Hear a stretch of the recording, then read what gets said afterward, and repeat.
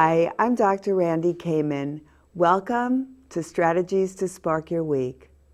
Today I'm going to be talking about conscious versus compulsive eating. While in the throes of this glorious autumn weather, we know that the holiday season is not too far ahead. Hopefully you're savoring these days, the brisk air, the warmth of the sun. That said, in preparation for the holiday season, it's a good idea to start tuning in now to conscious eating. Conscious eating is not necessarily about weight loss or any particular kind of diet, although that can be a side benefit, but it's more about eating with awareness. To illustrate this concept, I'll share a rather extreme example about a patient of mine, a woman we'll call Melissa. For years, Melissa had eaten as a way of regulating her emotions. But while in the middle of her divorce, she decided finally it was time to take charge and motivate herself to eat more consciously. After learning to manage some of the stress and anxiety she was experiencing through abdominal breathing and a brief meditation technique that I showed her, which I talk about in other videos, which you can access on my website, drrandykamen.com, she felt she was ready to take on the next big challenge in her life, which was to stop the compulsive eating. I'd like to interject one point here, that for many women especially, eating becomes a paradoxical setup for pleasure and pain. Eating nourishes the body and brings pleasurable sensations and can fill us with joy and delight.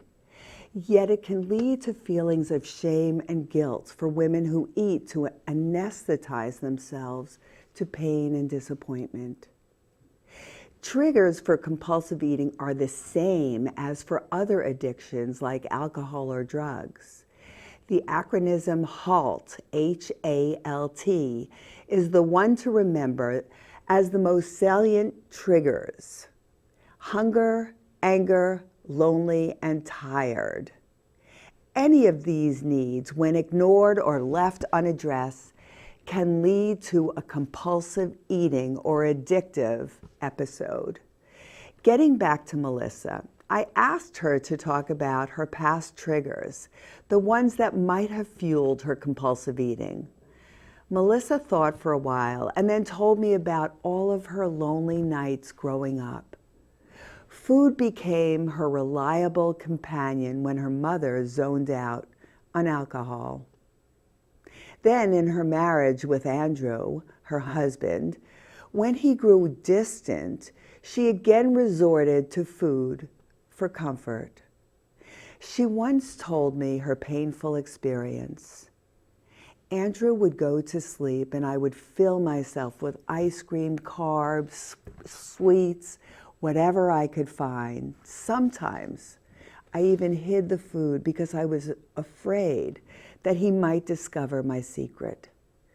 Now that I think back, he probably knew about my eating and didn't want to shame me by bringing it to my attention.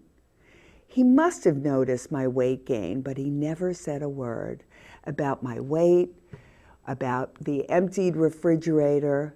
The only thing that seems to calm me down is eating, but the feeling doesn't last. I know it's doing me in, and yet I can't seem to get a grip on this behavior. I want to learn how. Because every time I binge, I feel disgusting. I feel depressed. I hate having this lack of control. Most of the time, I don't even enjoy the food. I don't even taste it, but I can't stop myself. I just want to learn how to eat like a normal human being without the feeling of guilt and shame. The origins of Melissa's compulsive eating dated back early to her childhood, when food clearly replaced love. I told her that for years you filled the void with food. As a kid, this was a creative way to find comfort, but clearly the overeating no longer serves you. The eating might temporarily quiet your anxiety and numb you from painful or intense feelings, but in the end, as you know, it damages your sense of self. The food never really gives you what you need. Slowing down, connecting, especially when you're feeling vulnerable or lonely, and developing greater self-compassion will help you change your relationship with food and with yourself. For now, it's important to make eating a mindful practice. This means becoming more tuned in to the how, when, why, and what you choose to eat. Eating with awareness is about making yourself more awake to the experience of eating so that you can more fully take pleasure in food and experience a greater feeling of satisfaction. Here are some practices for conscious eating.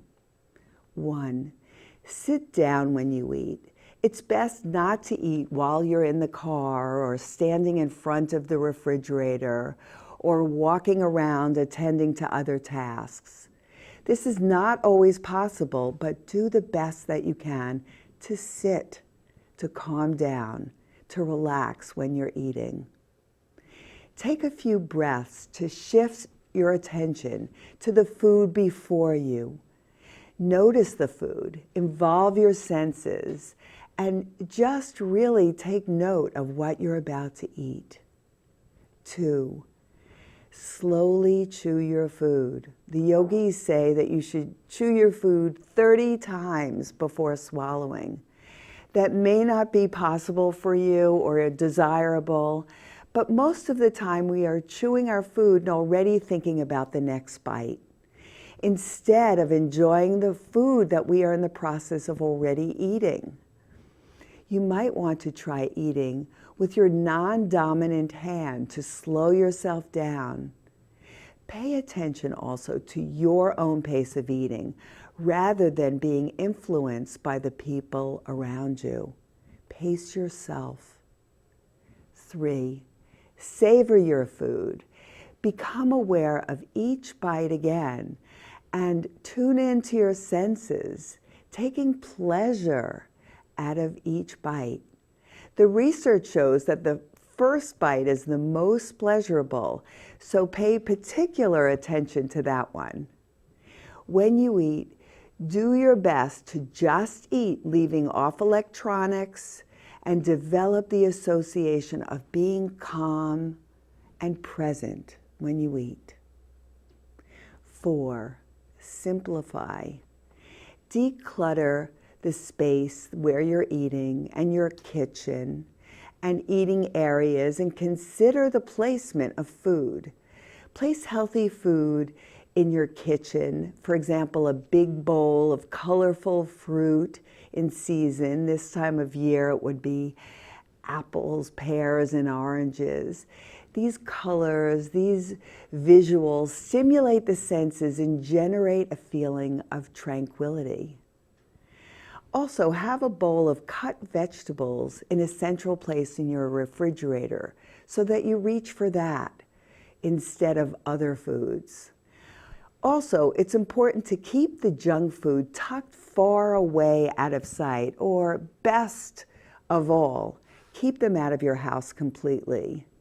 And keep your favorite teas visible so that you might think about enjoying a cup of tea, which sometimes quiets cravings for eating other foods when you're not really hungry.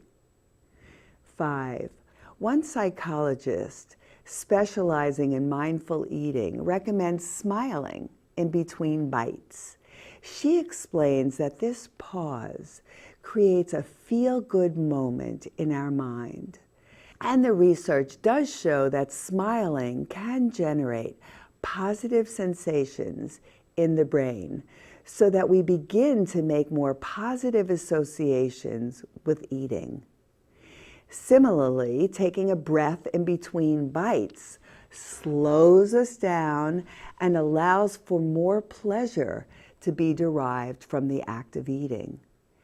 The idea is to skillfully interrupt the cycle of unconscious eating and raise it into conscious awareness.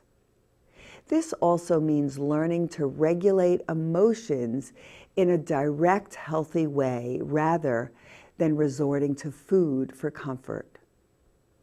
Keep in mind that small, simple changes can add up and make a big difference over time. Melissa introduced a number of these changes into her daily life. First, she got rid of the junk food and started buying fresh, whole foods. She went to farmers markets. She would mostly sit down at a table when she ate and often said a prayer of gratitude before eating. Melissa was now living alone, so she had plenty of time to practice making beautiful, colorful, nutritious meals. She slowed down her eating. Rather than feeling desperate and triggered when she ate, she began to savor the meals she carefully prepared. At first, this felt indulgent, but after a while, Melissa felt like she was learning to care for herself and to love herself. Conscious eating is a process and can be developed just like any other practice with time. That said, slip-ups are inevitable. They are a part of the process, and it's about getting back on the path as swiftly as possible. We could all stand to improve our ability to savor the food we eat. I suggest you consider implementing any one of the strategies suggested here. I'd love to know what works for you and any ideas you may have about this topic. Please feel free to contact me on Facebook at Dr. Randy Kamen or on my website at drrandykamen.com. I look forward to seeing you next week for another episode of Strategies to Spark Your Week.